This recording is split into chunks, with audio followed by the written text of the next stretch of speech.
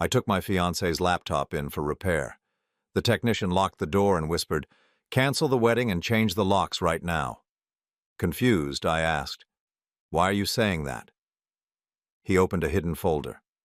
"What I saw in those photos made my blood run cold. I'm glad to have you here. Follow my story until the end and comment the city you're watching from so I can see how far my story has reached. I never thought a simple laptop repair would change everything." The morning started like any other Tuesday in our quiet Denver suburb. Claire had left early for her marketing job, kissing my cheek and mumbling something about a client presentation. Her silver Dell laptop sat on the kitchen counter, the screen flickering with that annoying blue light that meant trouble. "The screen keeps going black," she had said the night before, frustration evident in her voice. "I can't afford to lose my work files right now." I offered to take it to TechFix, the small repair shop downtown that had helped me with computer issues before. Claire hesitated for a moment, her fingers drumming against the granite countertop, but then smiled and handed me the power cord. "You're a lifesaver, Patrick. Just make sure they don't go through my personal files, okay?" The request seemed reasonable. Everyone has private documents they don't want strangers seeing. I promised her I would mention it to the technician and left it at that. TechFix occupied a narrow storefront between a coffee shop and a dry cleaner. The familiar smell of electronic components and metal polish hit me as I walked in, carrying Claire's laptop in my worn leather messenger bag. Fluorescent lights hummed overhead, casting harsh shadows across shelves lined with dismantled computers and tangled cables. Dave Rodriguez, the owner, looked up from behind the counter. We had developed a comfortable rapport over the years. He was maybe 55, with graying hair and the patient demeanor of someone who had spent decades solving other people's technology problems. "Patrick, what brings you in today?" I set the laptop on the counter. "Claire's machine. Screen keeps cutting out." Dave nodded, opening the laptop and pressing the power button. The Dell logo appeared, flickered, then went black. He tried again with the same result. "Probably a loose connection in the display cable. Should be a straightforward fix. Give me about 2 hours?" "Perfect. I'll grab lunch and come back." I handed him my business card with my cell phone number and left.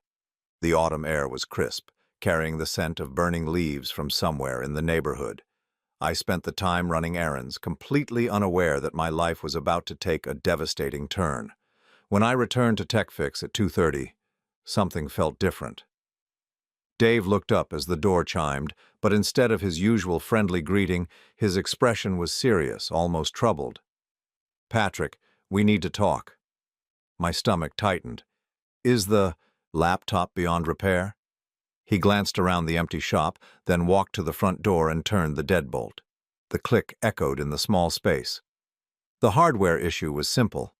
Loose display cable, just like I thought. But while I was testing the system to make sure everything worked properly, I found something else. Dave led me to his workstation in the back corner. Claire's laptop sat open, the screen now working perfectly. But what I saw displayed made my blood run cold.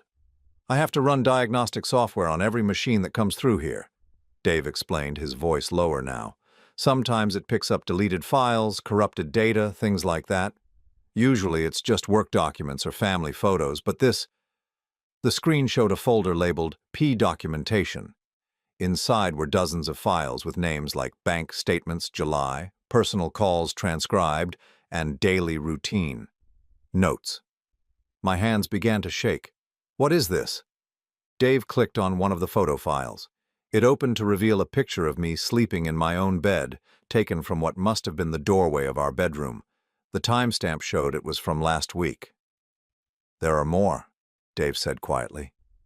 He showed me photos of documents from my home office, bank statements, insurance papers, even copies of correspondence with my lawyer about estate planning. Someone had photographed these when I wasn't home, and that someone had access to my house. "Dave, I don't understand. Why would Claire..." "Look at this one." He opened another file. It was a photograph of my father's old leather portfolio, the one I kept locked in my desk drawer. The portfolio contained documents related to the inheritance I had received after his death 17 years ago, property deeds, investment account information, and the details of a trust fund he had established. I sank into the chair beside Dave's workstation, my mind racing. Someone has been in my house going through my private things. Not someone, Dave said gently. The metadata on these photos shows they were all taken with the camera built into this laptop. Claire's laptop. The words hit me like a physical blow. My fiancée, the woman I had trusted with everything, had been systematically documenting my private life without my knowledge. But why? There's more, Dave continued, his expression growing more concerned. Audio files. He clicked on a folder labeled Conversations. Inside were dozens of audio files with dates and times. Dave selected one from 3 days ago and pressed play. My own voice filled the small repair shop. The trust fund matures next year. It'll be worth about $400,000 by then, plus the house appreciates every year. Then Claire's voice. That's wonderful, honey. Your father really provided well for you. It was a conversation we had during dinner, one where I thought I was simply sharing financial information with my future wife. Now, hearing it played back in this context, it felt like evidence being gathered for some unknown purpose. She's been recording your private conversations, Dave said. Personal stuff about your finances, your family, your daily routines. Patrick, this isn't normal relationship behavior. This is surveillance. I stared at the screen, trying to process what I was seeing. The woman I planned to marry in 6 months, the person I shared my bed with every night, had been treating me like a subject under investigation. Why would you show me this? I asked, my voice barely above a whisper. Dave closed the laptop and looked directly at me. Because I've seen this before. About 3 years ago, a woman brought in her boyfriend's computer. Same type of files, same systematic documentation. Turned out she was a private investigator hired by his ex-wife to gather evidence for a custody battle. The repair shop suddenly felt too small, too warm. I loosened my tie, trying to steady my breathing. You think Claire is investigating me? I think someone hired her to investigate you, Dave said carefully. The question is who and why. I thought about the past few months, searching for signs I might have missed. Claire's questions about my family history, her interest in my financial planning, the way she sometimes seemed to be listening to my phone calls even when she appeared to be watching television. What should I do? Dave handed me a flash drive. I copied everything onto this before I called you. Don't let her know you've seen any of it. Act normal until you figure out what's really going on. I pocketed the drive, my hands still trembling slightly. And the laptop? I'll tell her the repair took longer than expected. Give you some time to think. As Dave unlocked the front door, he placed a hand on my shoulder. Patrick, be very careful. People who go to this much trouble to gather information about someone usually aren't planning anything good.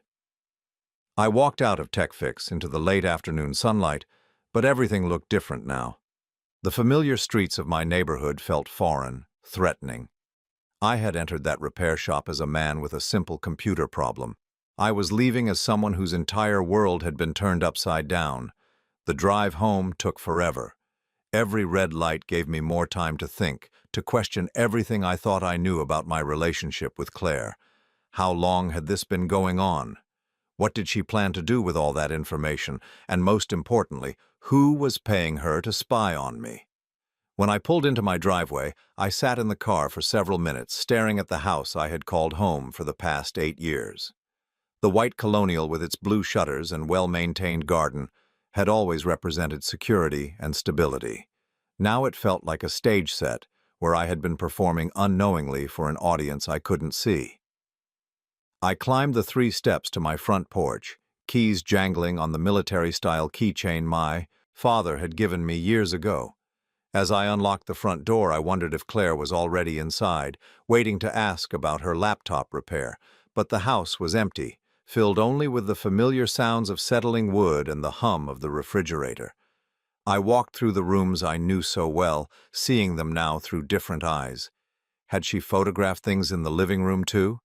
Had she been through my bedroom dresser, my closet, my bathroom medicine cabinet? The violation felt complete and absolute. This wasn't just about broken trust. This was about someone systematically invading every aspect of my private life, for reasons I couldn't begin to understand. I climbed the stairs to my home office, each step on the hardwood floor creaking in the familiar pattern I had known for years. My father's leather portfolio sat in the locked drawer where I always kept it. I pulled it out and opened it, running my fingers over the documents inside. These papers represented everything he had worked for, everything he had left me to build a secure future. Now someone was using that information against me, and the person I trusted most was the one gathering it. I spent that entire evening moving through my own house like a stranger, hyper-aware of every sound, every shadow. When Claire's key turned in the front door at 7:15, I was sitting at the kitchen table with a cup of coffee and the newspaper spread in front of me, trying to appear normal. "Hey, honey," she called out, her voice carrying the usual warmth that had once comforted me. Now it sounded calculated, performed. "Hey, yourself. How was the presentation?" Claire appeared in the kitchen doorway, setting her purse on the granite countertop. She wore her navy blue blazer, the one she saved for important client meetings, and her blonde hair was pulled back in the professional style she preferred for work. "It went well, really well, actually. We might land the Morrison account." She kissed my cheek, and I had to force myself not to flinch. "How did the laptop repair go?" I looked up from the newspaper, meeting her eyes. "Still working on it. Dave said it might take until tomorrow." "Tomorrow?" A flash of something crossed her face. Concern? Annoyance? "Did he say what was wrong with it?" "Display cable issue. Nothing major, just time-consuming to fix properly." Claire nodded, but I noticed her fingers drumming against the counter again, that nervous habit she had when something was bothering her. "I hope he's being careful with my files." I mentioned that to him. He's a professional. She smiled, but it didn't reach her eyes. "Good. I have some important client information on there." I watched her move around the kitchen, preparing her usual evening herbal tea. Everything looked the same as always, but now I was analyzing every gesture, every word, searching for deception.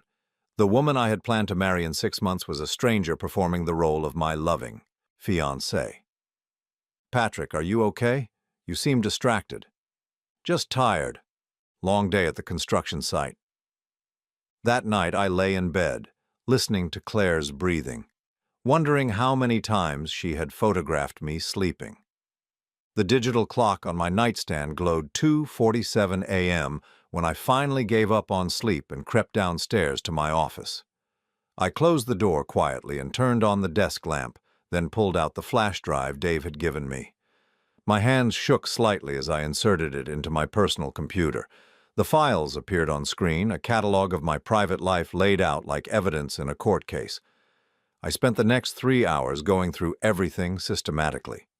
There were photos of bank statements dating back 8 months, screenshots of text messages I had sent to my lawyer about updating my will, even pictures of my daily calendar showing my work schedule and personal appointments. But it was the audio files that disturbed me most. Claire had been recording our conversations for months, carefully documenting every time I mentioned money, property, or family history. I listened to myself discussing the trust fund my father had established, the value of our house, even my thoughts about retirement planning. In one recording from 6 weeks ago, I heard myself telling Claire about my first marriage to Margaret and the financial settlement we had reached during the divorce. "She wanted half of everything," my recorded voice explained, "but since the inheritance came after our divorce was finalized, she had no legal claim to it. Still makes her angry, though." Claire's response on the recording was sympathetic. "That must have been difficult for you. Do you think she's still resentful about the money?"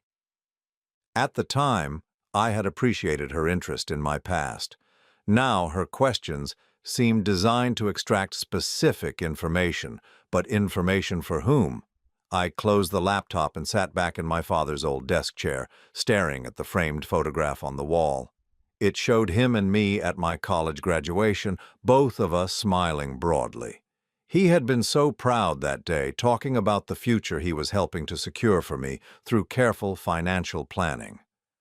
"I want to make sure you never have to worry about money the way I did when I was young," he had told me that day. "This inheritance will give you choices, son, real freedom." Now someone was using his gift to me as a weapon, and I didn't understand why. The next morning I called in sick to work and spent the day researching private investigators in the Denver area. If Dave was right about Claire being hired by someone, there might be a paper trail. But after hours of searching online directories and making discreet phone calls, I found nothing that connected her to any investigative agencies. Around noon, my phone rang. Margaret's name appeared on the screen, and my stomach dropped. My ex-wife and I hadn't spoken in over 2 years, not since she had tried to contest my father's will in court. "Patrick, I hope I'm not interrupting anything important." Her voice was carefully neutral, the tone she used when she wanted something. "Margaret, this is unexpected. I was hoping we could talk. There are some things about our divorce settlement that I think we should revisit." I gripped the phone tighter. "The settlement was finalized 18 years ago. There's nothing to revisit." "Circumstances change, Patrick. I've been talking to a lawyer, and there might be some irregularities in how certain assets were disclosed." My blood ran cold. "What are you talking about?" "The inheritance from your father. There's a question about whether it was properly reported during our proceedings." I stood up from my desk chair, pacing to the window. "Margaret, the inheritance came 3 years after our divorce was final. You know that. But the trust fund was established while we were still married. My lawyer thinks that creates a gray area." "Your lawyer is wrong." There was a pause. Then Margaret's voice took on a sharper edge. "We'll see about that. I think you'll find that I have more information about your financial situation now than I did back then." The line went dead. I stared at the phone, my mind racing. Margaret's timing couldn't be coincidental.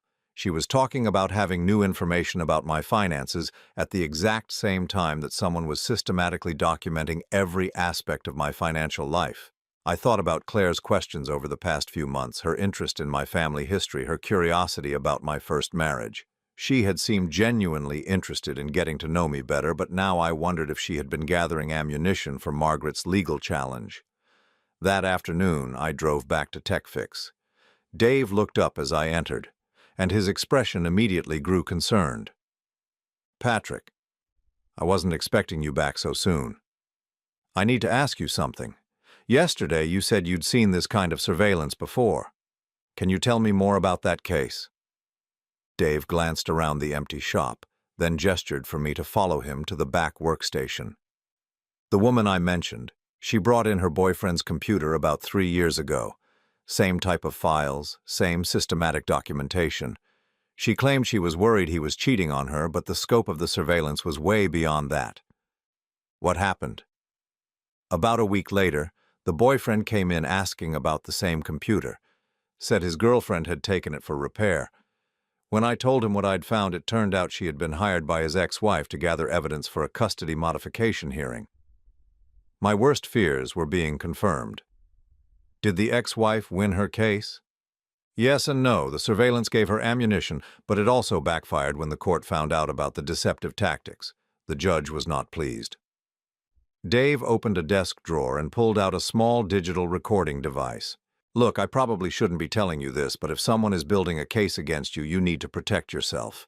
Document everything, record conversations, create your own evidence trail." I took the device, feeling its weight in my palm. "You think I should spy on the person who's spying on me? I think you should be prepared to defend yourself against whatever's coming." That evening, Claire returned home at her usual time, but something felt different. She was more attentive than usual, asking detailed questions about my day, my work, my plans for the weekend. Her interest felt forced, like an actress who was trying too hard to sell her performance.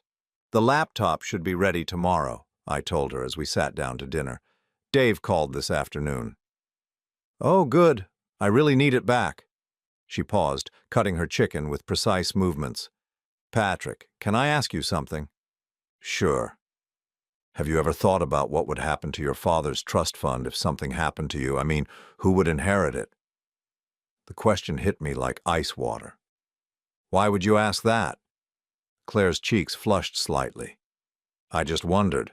We're getting married soon, and I thought maybe we should discuss our financial futures more openly. I studied her face, looking for any sign of deception. The trust goes to my estate. Since I don't have children, it would be distributed according to my will. And your will leaves everything to you after we're married. The words felt strange coming out of my mouth now. Claire, why are you asking about this? She reached across the table and squeezed my hand. I'm sorry, I didn't mean to sound morbid. I guess I've just been thinking about our future together, and I want to make sure I understand everything. I squeezed back, forcing a smile. We can review all the financial stuff with my lawyer before the wedding if you want. That would be great. But as we finished dinner, I noticed Claire glancing at her phone repeatedly, as if she were waiting for an important message. When it finally buzzed, she excused herself to the bathroom, taking the phone with her.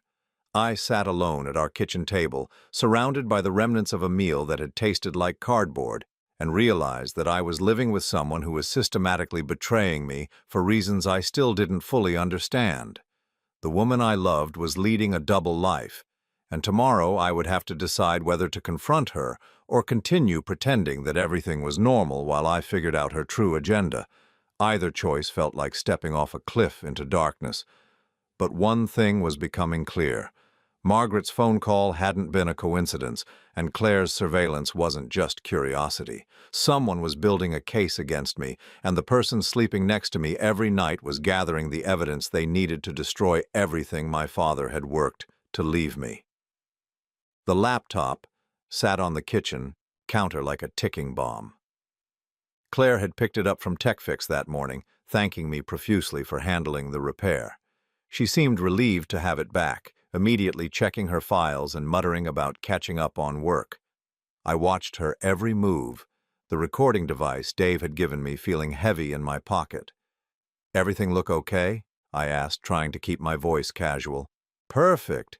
Dave did a great job." She closed the laptop and smiled at me. "I'll be working late in the office tonight. Big presentation tomorrow."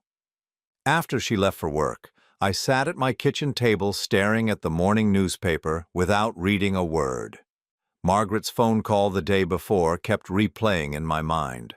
Her comment about having more information about my financial situation felt like a threat, especially now that I knew someone had been systematically documenting every aspect of my economic life. I decided to call my lawyer, Robert Chen, who had handled both my father's estate and my divorce from Margaret. If she was planning some kind of legal challenge, he would need to know about it. "Patrick, good to hear from you." Robert's voice was warm over the phone. "What can I do for you?" "I need to ask you about something confidential. Margaret called me yesterday talking about revisiting our divorce settlement. She mentioned irregularities in asset disclosure." There was a pause. "That's interesting timing." "What do you mean?" "I received a call from a law firm in Colorado Springs yesterday. They're representing someone who claims to have new information about assets that weren't properly disclosed during your divorce proceedings." My stomach dropped. Did they mention Margaret specifically?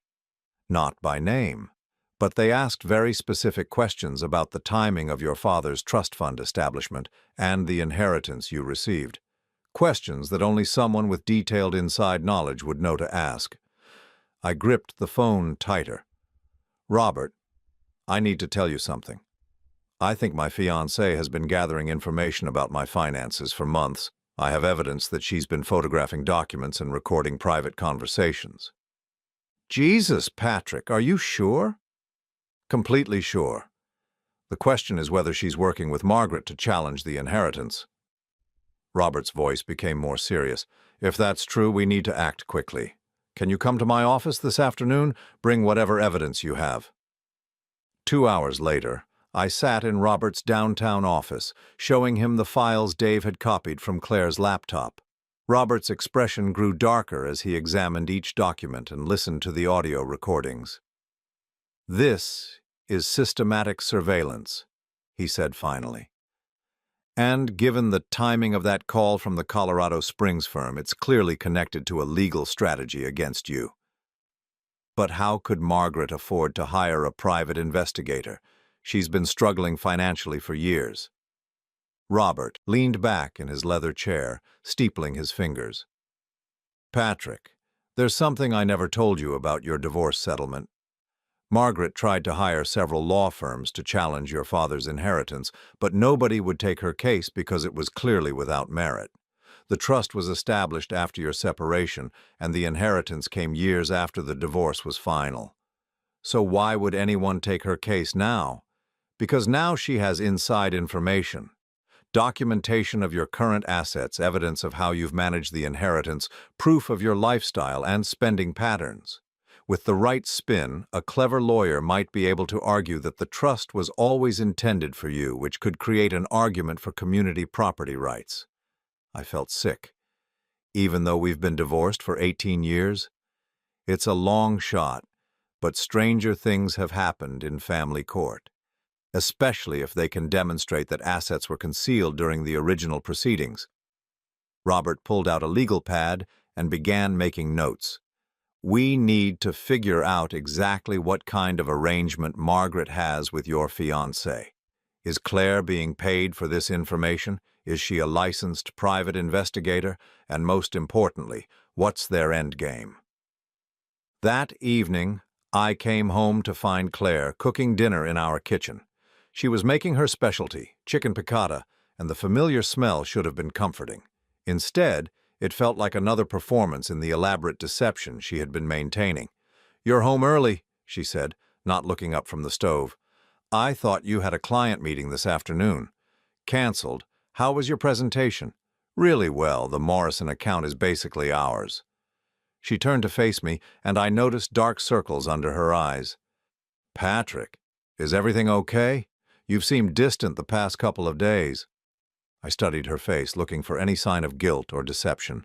She appeared genuinely concerned, which made the betrayal feel even more devastating. "Just work stress, nothing to worry about." We sat down to dinner, and Claire seemed more relaxed than she had in days. She talked about her colleagues, shared office gossip, and asked about my construction projects. It felt almost normal, except for the recording device in my pocket and the knowledge that every word might be documented for someone else's benefit. "Claire, can I ask you something?" "Of course." "Have you ever met my ex-wife, Margaret?" Claire's fork paused halfway to her mouth. "Margaret? No, why would I have met her?" "Just curious. She called me yesterday asking about the divorce settlement, made it sound like she had new information about my finances." "That's strange, after all these years." I watched Claire's reaction carefully. Her surprise seemed genuine, but I had learned not to trust my ability to read her anymore. "Yeah, very strange. My lawyer thinks she might be planning some kind of legal challenge." Claire set down her fork. "Can she do that? I mean, you've been divorced for almost 20 years. Probably not successfully, but people try desperate things when they're struggling financially." "Is she struggling?" The question felt loaded, though I couldn't pinpoint why. "As far as I know, she never remarried, works part-time as a substitute teacher. I can't imagine she has money to hire expensive lawyers." Claire nodded thoughtfully. "Maybe she found a lawyer who works on contingency?" "Maybe." After dinner, Claire went upstairs to take a bath, saying she needed to relax after her stressful presentation day. I waited until I heard the water running, then quietly moved to the small desk in our living room where Claire sometimes worked on her laptop in the evenings. I wasn't sure what I was looking for, but I needed to find some concrete connection between Claire and Margaret. The desk drawers were locked, which struck me as odd. In 3 years of living together, I had never known Claire to lock anything in our house. I went to my toolbox in the garage and found a small screwdriver that would work on the simple desk lock. My hands shook as I worked the mechanism, feeling like a criminal in my own home. The lock popped open after a few minutes of careful manipulation. Inside the top drawer, I found a manila folder labeled Research Notes. My heart pounded as I opened it. The folder contained printed emails, handwritten notes, and several business cards for law firms in Colorado Springs and Denver. but it was the letterhead on one document that made my blood run cold. Margaret Holloway, consultation notes. The document was dated 3 weeks ago and contained detailed information about my daily routine, my work schedule, and my financial habits. Below that was another document titled Asset Documentation Timeline with a list of items that needed to be photographed or recorded. Every item on the list corresponded to something I had seen in the files Dave had shown me: bank statements, insurance papers, property deeds, audio recordings of financial discussions. At the bottom of the folder was a business card for a law firm called Henderson and Associates, Family Law Specialists. Someone had written on the back in Claire's handwriting, "Consultation scheduled, discuss community property arguments and concealment claims." I photographed everything with my phone, my hands trembling so badly I had to take several shots to get clear images. Then I carefully replaced everything exactly as I had found it and relocked the drawer. When Claire came downstairs 20 minutes later, wrapped in her terrycloth robe with her hair in a towel, I was sitting on the couch watching television as if nothing had happened. "Feel better?" I asked. "Much." That bath was exactly what I needed. She curled up beside me on the couch. "What are you watching?" "Just the news." She rested her head on my shoulder, and I had to fight every instinct to pull away. The woman I had planned to marry, the person I had trusted with my most intimate thoughts and feelings, was actively working to destroy me financially. And she was doing it while playing the role of loving fiancé so convincingly that part of me still wanted to believe it was all a misunderstanding. "Patrick." "Yeah?" "I love you." The words hit me like physical blows. "I love you too." It was the last lie I would tell her. The next morning I called Robert Chen before Claire woke up. "I found the connection," I told him, keeping my voice low. "Claire has been meeting with Margaret. I found consultation notes, meeting schedules, everything. Can you get me copies of those documents?" "I already photographed them. But Robert, there's something else. I think they're planning to claim that my father's trust was established as a way to hide assets during the divorce." "That's completely false." "I know that, and you know that. But if Claire has been gathering enough documentation about my current lifestyle and spending patterns, they might be able to create a convincing narrative that I've been living off hidden marital assets all these years." Robert was quiet for a moment. "Patrick, you need to be very careful here. If they're building a case, they might try to get you to say or do something that supports their theory. Don't sign anything, don't make any large financial transactions, and don't discuss your assets with anyone." "What about Claire?" "Keep acting normal until we figure out exactly what kind of legal action they're planning, but be aware that anything you say to her is probably being documented." After we hung up, I sat in my kitchen drinking coffee and watching Claire sleep through our bedroom doorway upstairs. She looked peaceful, innocent, nothing like someone who was orchestrating the systematic destruction of my financial security. But now I knew the truth. The woman I had trusted with my heart was working with my ex-wife to steal everything my father had worked to leave me. They had turned my own home into a surveillance operation, my most intimate moments into evidence against me. The betrayal was complete, but the fight was just beginning. The law offices of Henderson and Associates occupied the top floor of a glass building in Colorado Springs, about an hour south of Denver. I had called that morning, claiming to be interested in family law services, and managed to schedule a consultation under a false name. I needed to understand exactly what kind of case Margaret and Claire were building against me. The receptionist, a middle-aged woman with kind eyes, led me to a conference room overlooking the mountains. "Mr. Henderson will be with you shortly," she said, offering coffee that I declined. My nerves were already stretched to their limit. James Henderson appeared 15 minutes later, a tall man in his 50s with the confident bearing of someone who had won more cases than he had lost. He settled into the chair across from me and opened a legal pad. "So, Mr. Williams," he said, using the fake name I had given, "you mentioned on the phone that you're dealing with a complex divorce situation involving hidden assets?"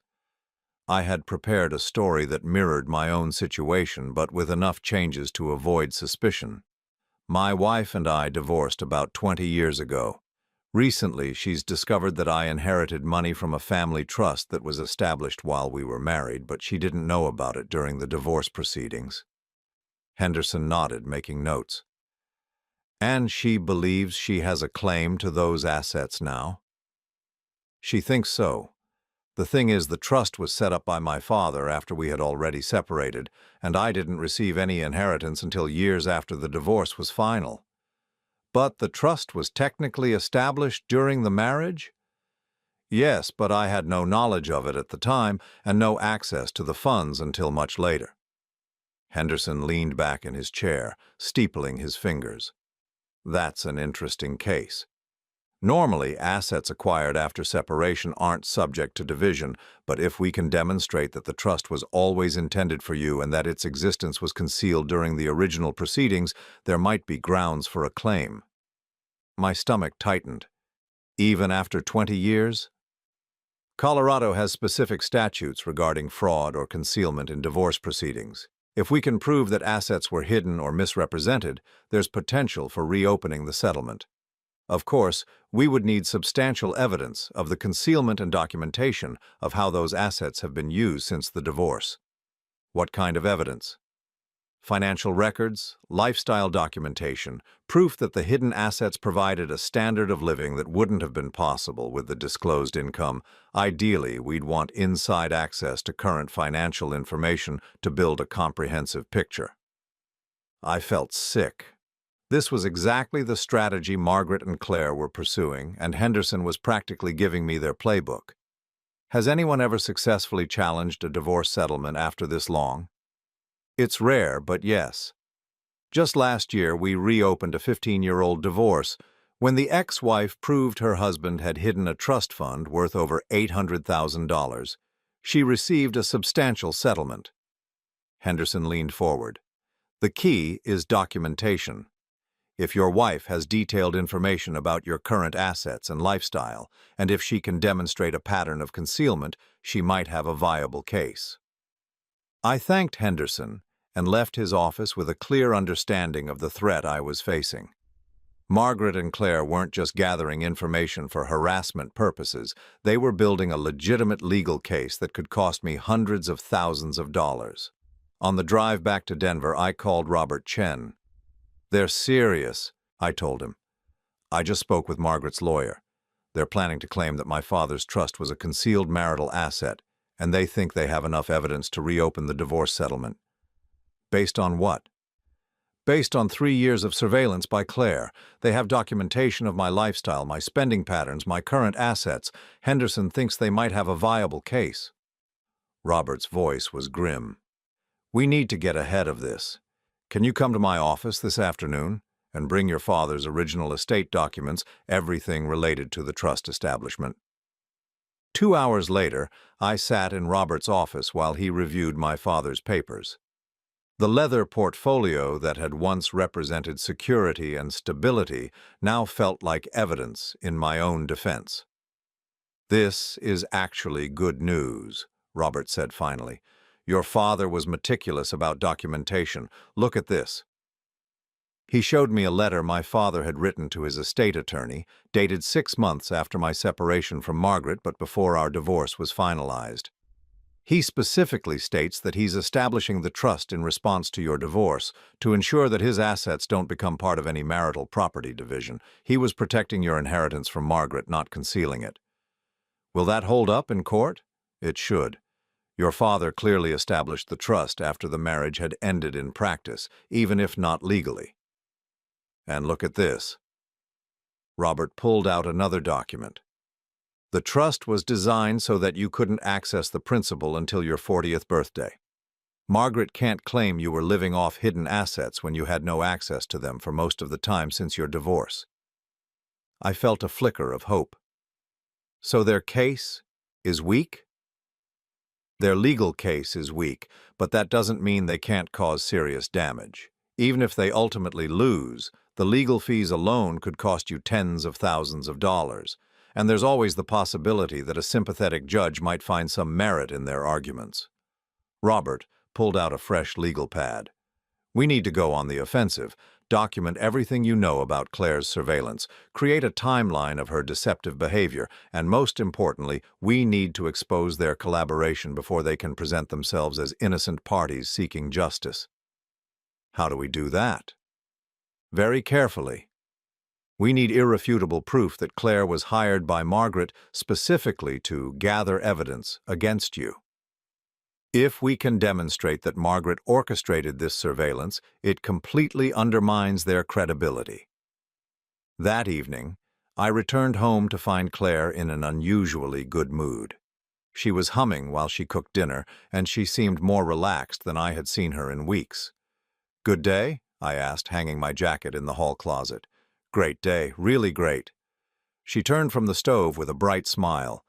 "The Morrison deal is officially ours, and my boss is talking about a promotion." "Congratulations."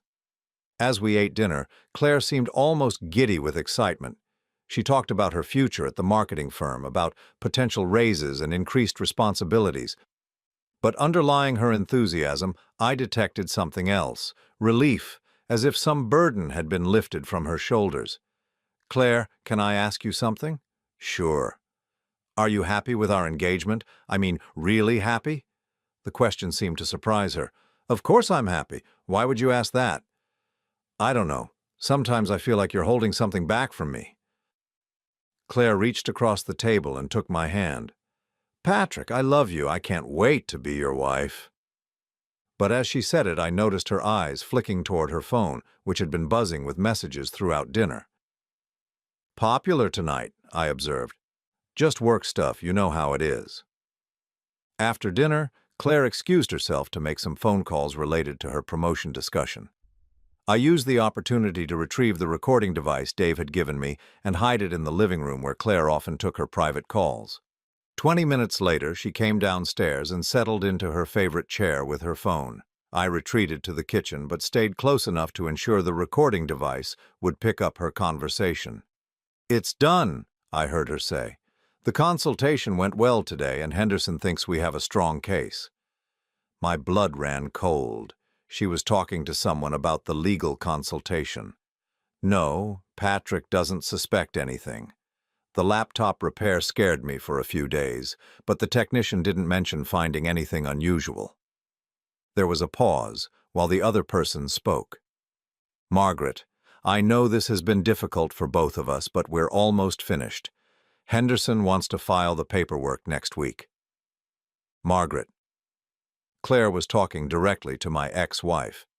"I have copies of everything: bank statements, property records, insurance documents, even recordings of our private conversations about money. Henderson said it's more than enough to prove concealment." Another pause. "The engagement ring alone is worth $15,000. Combined with the house improvements and the vacation spending, we can demonstrate that he's been living well beyond his disclosed income for years." I felt nauseous. They were using my gifts to Claire, my investments in our shared life, as evidence that I had been hiding assets from Margaret. "I know this is awkward, but it's almost over. Once the settlement is finalized, we can both move on with our lives." Settlement. They were already talking about a settlement as if it were a foregone conclusion. "No, I can't keep doing this much longer. Living with him every day, pretending to love him, it's getting harder.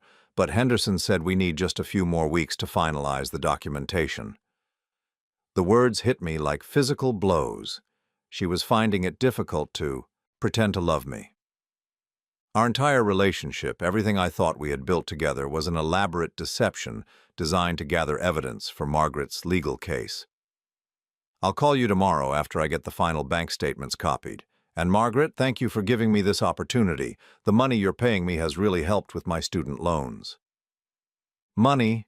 Margaret was paying Claire to spy on me, to live with me, to pretend to be my fiancé while systematically documenting everything that could be used against me in court. Claire ended the call and returned to the kitchen where I was pretending to clean dishes. "Everything okay?" I asked. "Perfect. Just touching base with a colleague about tomorrow's projects." She kissed my cheek and headed upstairs. "I'm exhausted. Going to bed early tonight." I waited until I heard the bedroom door close, then retrieved the recording device. The conversation I had just overheard was clear and damning. Claire wasn't just gathering information for Margaret, she was being paid to do it. Our entire relationship was a business arrangement designed to defraud me of my inheritance. But now I had proof, and tomorrow I would start building my own case. The war was far from over, but for the first time since this nightmare began, I felt like I had a weapon to fight back. I spent 3 sleepless days preparing for what I knew would be the most difficult conversation of my life. Robert Chen had helped me organize all the evidence. The recording of Claire's phone call with Margaret, the photographs of the documents from her desk, and the files Dave had recovered from her laptop. We had built an airtight case proving that Claire had been hired to conduct surveillance against me, but I needed more than evidence. I needed a confession that would completely destroy their legal strategy. Robert had advised against confronting Claire directly. "Let the lawyers handle this," he said. "Don't give them any ammunition to claim you intimidated or threatened her." But I couldn't let this continue. Every day I spent living with Claire, pretending our relationship was real, felt like another violation.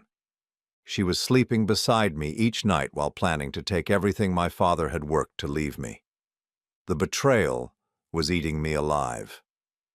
On Thursday evening, I made my decision. Claire was working late at the office, supposedly preparing for another client presentation. I used the time to set up recording equipment in multiple locations throughout our house. If she was going to continue documenting our private conversations, I would return the favor. When Claire came home at 8:30, I was sitting at our kitchen table with a glass of wine and a folder containing printouts of all the evidence I had gathered. "Hey, honey," she said, dropping her purse by the door. "Sorry I'm so late. The Morrison presentation is turning into a monster project. Claire, we need to talk." Something in my voice must have alerted her because she stopped in the doorway, studying my expression. "Is everything okay?" "Sit down." She hesitated, then moved to the chair across from me. I noticed her glancing at the folder, trying to read the documents that were partially visible. "I know about Margaret," I said quietly. Claire's face went pale, but she kept her voice steady. "What about Margaret?" "I know about the money she's paying you. I know about Henderson and Associates. I know about the surveillance you've been conducting for the past 8 months. For a moment, Claire said nothing. She sat perfectly still, as if calculating her next move. Then she let out a shaky breath. "Patrick, I can explain." "I'm sure you can. But first, I want you to hear something." I pulled out my phone and played the recording of her conversation with Margaret from 2 nights earlier.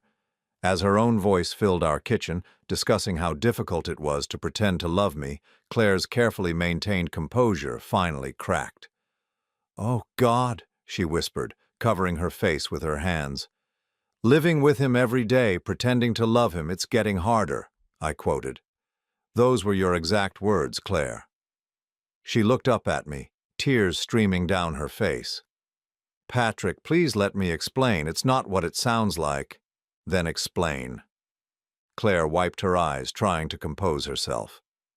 "Margaret approached me about 6 months before we met. She said you had hidden assets from her during the divorce, that she deserved a share of your father's inheritance. She offered me $25,000 to get close to you and document your financial situation. The casual way she admitted to being paid to seduce me felt like another slap. And you agreed? I needed the money. My student loans were crushing me, and my job barely covered my expenses. $25,000 seemed like enough to change my life. So our entire relationship was a business transaction? Claire shook her head frantically. No, that's not true. At first, yes, it was just about the money. But Patrick, I fell in love with you. Everything between us became real. I studied her face, looking for any sign of sincerity. If you fell in love with me, why did you continue gathering evidence? Why didn't you tell Margaret the deal was off? Because I was scared. Margaret said if I backed out, she'd expose what I had already done. She'd tell you everything, ruin my career, maybe even file criminal charges for invasion of privacy. So you chose to keep betraying me rather than face the consequences of what you'd already done. Claire reached across the table toward my hand, but I pulled away. Patrick, I was trapped. I wanted to tell you the truth so many times, but I didn't know how. You could have started by not recording our private conversations about money. You could have stopped photographing my personal documents. You could have refused to help Margaret build a case against me. I know it was wrong. Claire's voice broke. But by then I was in too deep. Margaret had evidence that I'd been spying on you. She could have destroyed my life. I opened the folder and pulled out copies of the consultation notes I'd found in her desk. Tell me about Henderson and Associates. Claire stared at the papers, her face going white again. How did you find those? That's not important. What's important is that you and Margaret are planning to file a legal challenge next week claiming that my father's trust was a concealed marital asset. Margaret is planning that. I'm just providing information. Information you gathered by lying to me for almost a year. Claire, do you understand what you've done? You've turned our entire relationship into evidence for a fraudulent lawsuit. Claire broke down completely, sobbing into her hands. I never wanted it to go this far. I thought Margaret just wanted proof that you were doing well financially. I didn't know she was planning a lawsuit until a few weeks ago. But you continued helping her. What choice did I have? She already had everything she needed. Walking away wouldn't have changed anything. I leaned back in my chair, feeling emotionally drained. Part of me wanted to believe that Claire's feelings for me had been genuine, but her actions spoke louder than her words. Claire, I need you to understand something. The legal case you've helped Margaret build is based on false premises. My father specifically established that trust after Margaret and I separated to protect my inheritance from exactly this kind of claim. We have documented proof of his intentions. Claire looked up sharply. What do you mean? I mean Margaret's lawsuit is going to fail. She's not going to get a penny of my inheritance, and she's going to face serious legal consequences for orchestrating this surveillance scheme. But Henderson said the case was strong. Henderson was telling Margaret what she wanted to hear to get her to pay his retainer fees. Any competent family law attorney would have explained that her claim has no merit. Claire stared at me in growing horror. Are you saying this was all for nothing? I'm saying you destroyed our relationship and committed multiple crimes to help Margaret pursue a case that was doomed from the beginning. We sat in silence for several minutes. Claire continued crying softly while I tried to process the enormity of what she had done to us. What happens now? She asked finally. That depends on you. What do you mean? I pulled out a legal document that Robert had prepared. This is a sworn affidavit detailing everything you just told me about Margaret hiring you to conduct surveillance. If you sign it, it will completely destroy her legal case and protect me from any future claims. Claire read through the document, her hands shaking. If I sign this, Margaret will know I betrayed her. You already betrayed her when you fell in love with me, and you betrayed me when you continued helping her even after you claimed to love me. Now you have to choose which betrayal you're willing to live with. What if I refuse to sign? Then I'll turn over all the evidence I've gathered to the police and let them decide whether to file charges for invasion of privacy, wiretapping, and conspiracy to commit fraud. Margaret will still lose her lawsuit, but you'll both face criminal prosecution. Claire stared at the affidavit for a long time. If I sign this, what happens to us? The question broke my heart, because I could hear genuine pain in her voice. Despite everything she had done, I believe she did develop real feelings for me. But those feelings weren't enough to overcome the magnitude of her betrayal. There is no us anymore, Claire. You made sure of that when you chose to prioritize Margaret's threats over your supposed love for me. She nodded slowly, tears still streaming down her face. I know I ruined everything. Claire picked up the pen and signed the affidavit. As she wrote her name, I felt a mix of relief and sadness. Relief that I finally had the evidence I needed to protect myself, and sadness that the woman I had planned to marry was capable of such calculated deception.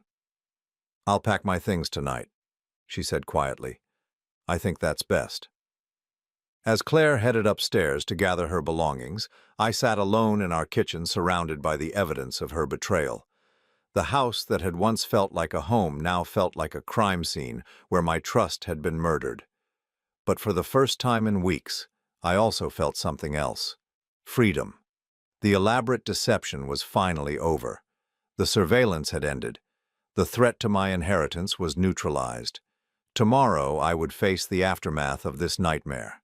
Tonight, I would begin the process of reclaiming my life. An hour later, Claire came downstairs with 2 suitcases and a box of personal items. She paused at the front door, looking back at me with tears in her eyes. "Patrick, I really did love you. That part was real." I met her gaze, feeling nothing but emptiness.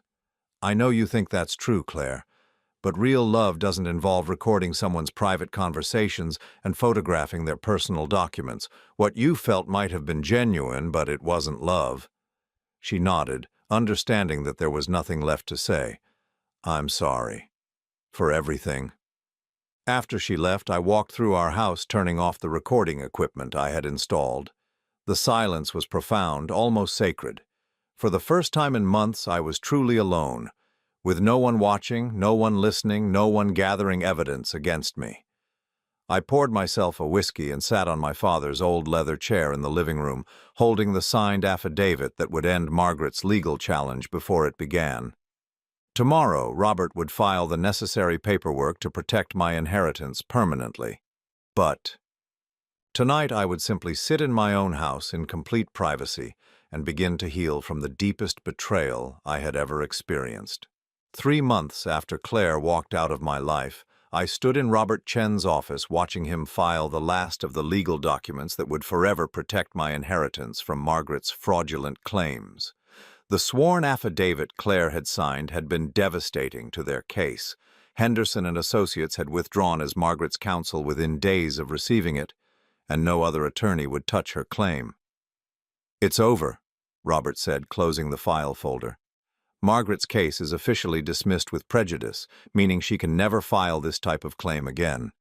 The court also issued a restraining order preventing any future harassment related to your father's estate." I felt a weight lift from my shoulders that I hadn't realized I'd been carrying. For months I had lived with the constant threat of losing everything my father had worked to leave me. Now, finally, that threat was gone. What about the criminal charges against Claire? The district attorney decided not to prosecute. Since she cooperated fully and Margaret was clearly the architect of the scheme, they're treating her as more of a victim than a co-conspirator. She did face some consequences, though. Her employer terminated her when they learned about the surveillance activities. I nodded. Part of me felt sorry for Claire, despite everything she had done to me. She had made terrible choices, but she had also been manipulated by Margaret's desperation and false promises. And Margaret? Robert's expression grew more serious. "She's facing multiple charges: conspiracy to commit fraud, invasion of privacy, and witness tampering. Henderson also filed a complaint with the state bar alleging that she misrepresented facts to obtain legal representation. She's looking at potential jail time and significant financial penalties." "She brought it on herself." "Yes, she did. Patrick, you should also know that Margaret attempted to contact you several times through my office. She wants to apologize and discuss a settlement to avoid trial." I shook my head. "I'm not interested in hearing from her ever again. She made her choices 18 years ago when we divorced, and she made them again when she hired Claire to spy on me. I don't owe her forgiveness or settlement negotiations." Robert smiled. "I thought you'd say that. I'll make sure her attorney understands that all communication should go through my office." As I left Robert's building and walked to my car, I felt something I hadn't experienced in months: genuine peace. The constant anxiety about being watched and recorded was gone. The fear of losing my financial security had evaporated. For the first time since this nightmare began, I could simply live my life without looking over my shoulder. That evening, I did something I hadn't done since discovering Claire's betrayal, friends over for dinner. Dave Rodriguez from TechFix and his wife Maria joined me for steaks on my back patio. It felt good to have honest conversation and genuine laughter filling my house again. "How are you holding up?" Dave asked as we sat around the outdoor fire pit after dinner. This whole situation must have been incredibly difficult. It was, I admitted, but in some ways, I think it was necessary. I learned things about myself and about trust that I needed to learn. Maria leaned forward. Like what? I thought about her question for a moment, watching the flames dance in the fire pit. I learned that I have better instincts than I gave myself credit for. Deep down, I knew something was wrong with Claire long before I found the evidence. I just didn't trust myself enough to act on those feelings. And now? Now I trust my own judgment. I won't ignore red flags or make excuses for behavior that doesn't feel right. Dave nodded approvingly. That's a valuable lesson, even if it came at a high cost. It did come at a high cost, but you know what? I'm grateful for what happened. Both Dave and Maria looked surprised. I'm grateful because I learned who Claire really was before I married her. Imagine if I'd discovered all this after we'd been married for several years, maybe with children involved. The betrayal would have been even more devastating, and the legal complications would have been nightmare. You really see it as a blessing in disguise? Maria asked. I do. My father left me that inheritance to give me freedom and security. If I'd married Claire, I would have been sharing my life with someone who was fundamentally dishonest and manipulative. That's not freedom. That's not security. That's a prison disguised as a partnership. We talked until late into the evening, and for the first time in months, I felt like myself again. The laughter was genuine, the conversation was honest, and nobody was recording anything for evidence in a legal case. After Dave and Maria left, I walked through my house, turning off lights and setting the security system. Every room felt different now that I knew I was truly alone. The paranoia was gone, replaced by a sense of sanctuary that I had almost forgotten was possible. In my bedroom, I opened the drawer of my nightstand and pulled out a small velvet box. Inside was the engagement ring I had given Claire, a 2-carat sapphire surrounded by diamonds that had cost me $15,000. She had returned it the night she moved out, placing it on the kitchen counter without a word. For weeks the ring had sat in my drawer like a monument to my poor judgment. But looking at it now, I felt something different. Instead of representing failure, it represented survival. I had escaped a relationship that would have destroyed me financially and emotionally. Tomorrow I would return the ring to the jeweler. The money from its sale would go into my father's trust, adding to the legacy he had worked so hard to preserve. The next morning I woke up naturally for the first time in months without the anxiety that had been plaguing my sleep. I made coffee, read the newspaper on my back patio, and enjoyed the simple pleasure of being alone with my thoughts. Around noon, my phone rang. The caller ID showed a number I didn't recognize, but something prompted me to answer. Patrick, this is Sarah Mitchell. I hope you remember me. Sarah Mitchell. We had dated briefly about 5 years ago before I met Claire. Sarah was a veterinarian who owned her own practice, a kind and intelligent woman I had liked very much but hadn't pursued seriously because I hadn't felt ready for a committed relationship at the time. Sarah, of course I remember you. How are you? I'm well, thank you. Patrick, I hope this isn't inappropriate, but I heard through mutual friends that your engagement ended. I wanted to reach out and see how you're doing. I smiled, touched by her concern. I'm doing much better than I expected, actually. It was the right decision, even though it was painful at the time. I'm glad to hear that. Listen, I know this might be forward of me, but would you be interested in having coffee sometime? I'd love to catch up and hear how you've been. The invitation caught me off guard, but in a pleasant way. I'd like that very much. We made plans to meet the following weekend at a cafe downtown. After we hung up, I realized that for the first time since Claire had left, I was looking forward to spending time with someone new, someone who had no hidden agenda, no ulterior motives, no connection to my past mistakes or my family's money. That afternoon, I drove to the cemetery where my father was buried. I hadn't visited his grave in over a year, partly because I had been so busy with work and wedding planning, and partly because the recent events had made me feel like I had somehow failed to honor his memory. His headstone was simple: Thomas Holloway, loving father and provider. I sat on the small bench nearby and told him about everything that had happened.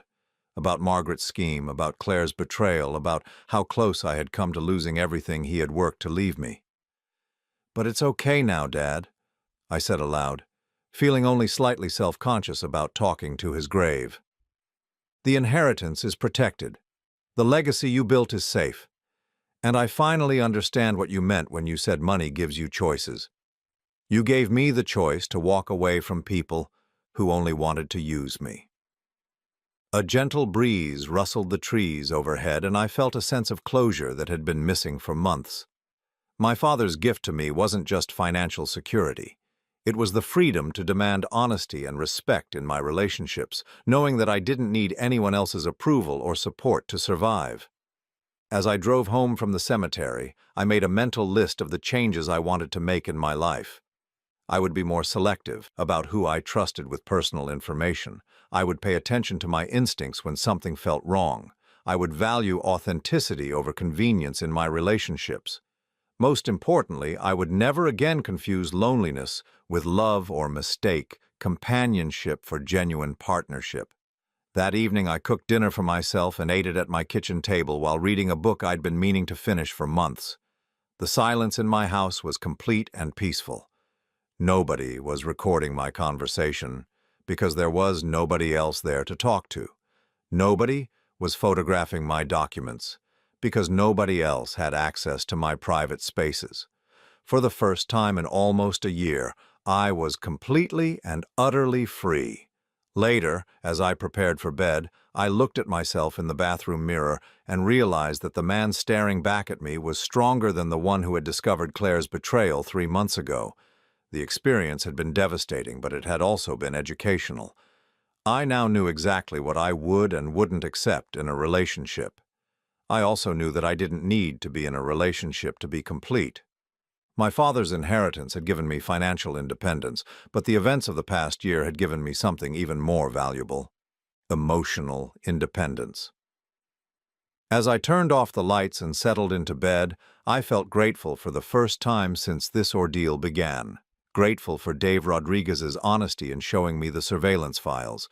Grateful for Robert Chen's legal expertise in protecting my inheritance. Grateful for my father's foresight in establishing a trust that couldn't be challenged successfully. And strangely grateful for Margaret's scheme, because it had revealed Claire's true character before I made the irreversible mistake of marrying her. Tomorrow would bring new possibilities. Maybe I would call Sarah and see if she wanted to move our coffee date to dinner. Maybe I would finally take the European vacation I'd been postponing for years. Maybe I would simply enjoy another peaceful day in my own home, surrounded by the security my father had worked so hard to provide. Whatever tomorrow brought, I would face it as a free man, with my integrity intact and my future secure. The nightmare was over, and the rest of my life could finally begin.